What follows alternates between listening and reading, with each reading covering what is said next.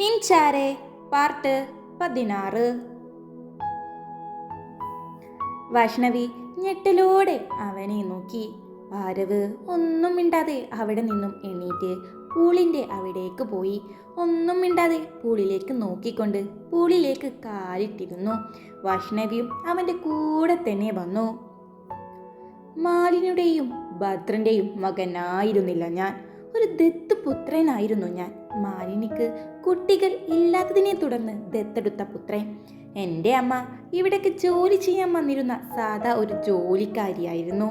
അച്ഛനില്ലാത്ത എന്നെ വളർത്താൻ ബുദ്ധിമുട്ടുന്ന ആ അമ്മയുടെ അവസ്ഥയെ മുതലെടുത്തവരാണ് ഇവിടെയുള്ളവർ.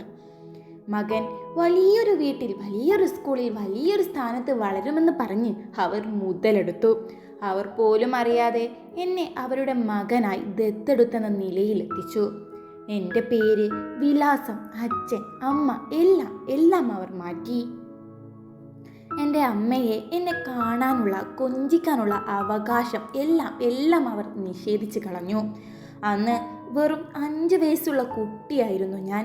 വളർന്നു വലുതാകാൻ തുടങ്ങിയതും മാലിനി എന്ന അമ്മയുടെ ആഗ്രഹങ്ങൾ കൊണ്ട് മാത്രം ഞാൻ ജീവിച്ചു. സ്വന്തമായുള്ള ഒരാഗ്രഹങ്ങളെല്ലാം എന്നിൽ നിഷേധിക്കപ്പെട്ടു. ആ കുഞ്ഞു പ്രായത്ത് അമ്മയെ ചോദിച്ച് കരഞ്ഞിരുന്ന എന്നെ ഒരുപാട് ചീത്ത പറഞ്ഞും വഴക്ക് പറഞ്ഞും ദ്രോഹിച്ചിട്ടുണ്ട്. ഞാനാണ് നിന്റെ അമ്മയെന്ന് പറഞ്ഞില്ലേ, അവരെ ചോദിച്ചാലുണ്ടല്ലോ. ഈ ഒരു ഭീഷണി ഇന്നും എൻ്റെ ചെവിയിൽ മുഴങ്ങുന്ന പോലെ. അച്ഛനായ ഭദ്രൻ ആളൊരു പാവമാ, അന്നും ഇന്നും.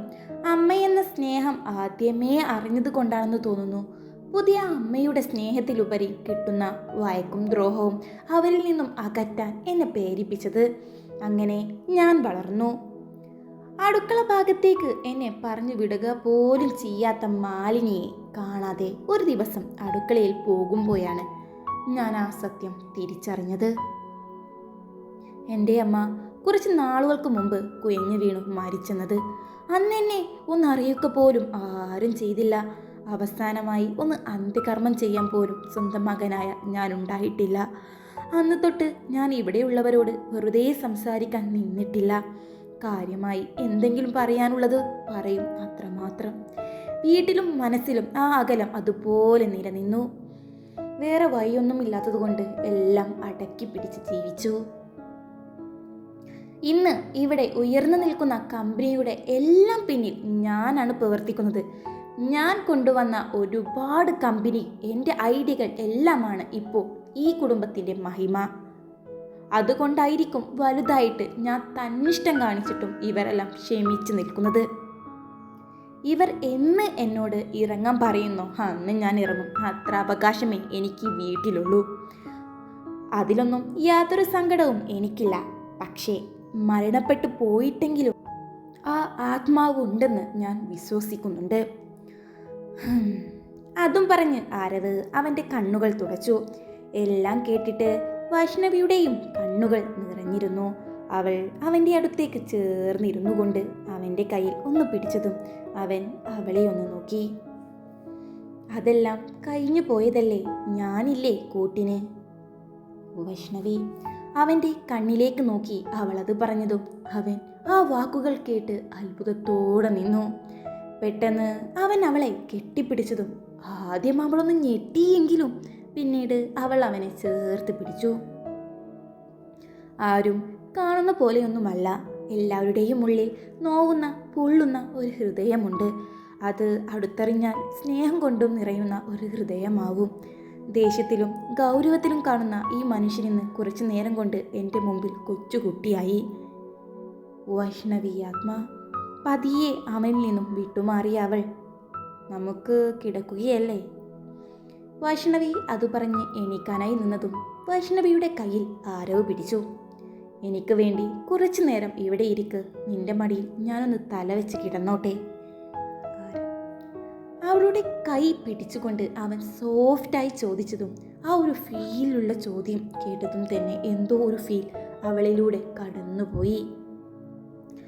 അവൾ ഒരു തരം പരിഭ്രമത്തോടെ തന്നെ അവൻ്റെ അടുത്തിരുന്നു.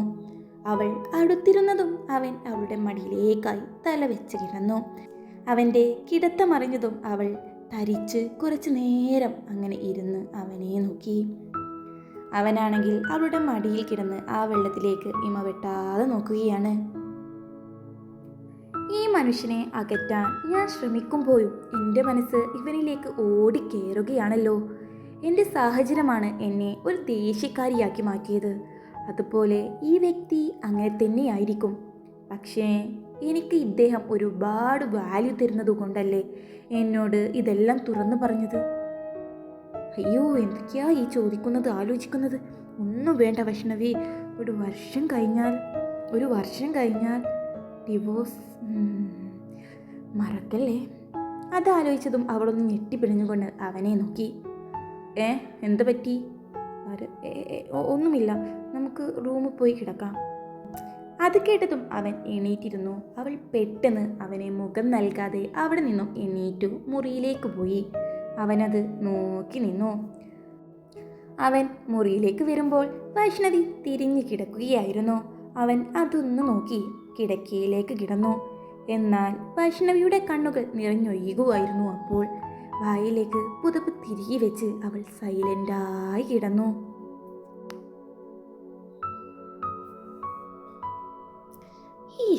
ഈ മാലിനി വല്യമ്മ എന്ത് സ്വഭാവമാ!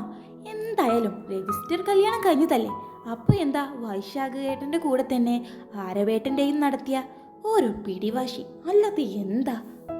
വൈശാലി പ്രണവിനെ ഉറങ്ങാൻ അയക്കാതെ പിടിച്ചു നിർത്തിക്കൊണ്ടാണ് വൈശാലിയുടെ സംസാരം. അത് കേട്ടതും പ്രണവ് അവളെ ഒന്ന് നോക്കി. എന്തായാലും നടക്കാൻ പോകുന്നില്ലല്ലോ, പിന്നെ എന്തിനാ നീ അത് തന്നെ ഇങ്ങനെ പറയുന്നത്? പ്രണവ് അവൻ അല്പം ദേഷ്യത്തോടെ പറഞ്ഞതും, അങ്ങനെയല്ല പ്രണവ്, നമ്മൾ വേണം ഇനി അവരെ പറഞ്ഞു മനസ്സിലാക്കാൻ. പിന്നെ മനസ്സിലാവുന്ന ജന്മമൊന്നുമല്ല അവരുടേത്. എന്നാലും ഞാൻ സോപ്പിട്ടാൽ മുത്തശ്ശി സമ്മതിക്കും ചിലപ്പോ. വൈശാലി, നീ എന്തിനാ അതെന്നെ ആലോചിക്കുന്നത്? നിനക്ക് നിന്റെ ചേട്ടൻ്റെ കല്യാണം കാണാൻ ഭാഗ്യമുണ്ടല്ലോ, അതുപോലെ ഒന്ന് ഉറങ്ങാൻ സമ്മതിക്ക്. പ്രണവ് അവൻ അതും പറഞ്ഞുകൊണ്ട് കിടന്നതും വൈശാലി അവിടെ ഇരുന്ന് കരയാൻ തുടങ്ങി. ഓ നാശം! പ്രണവാത്മ, എന്താ വൈശാലി ഇത്?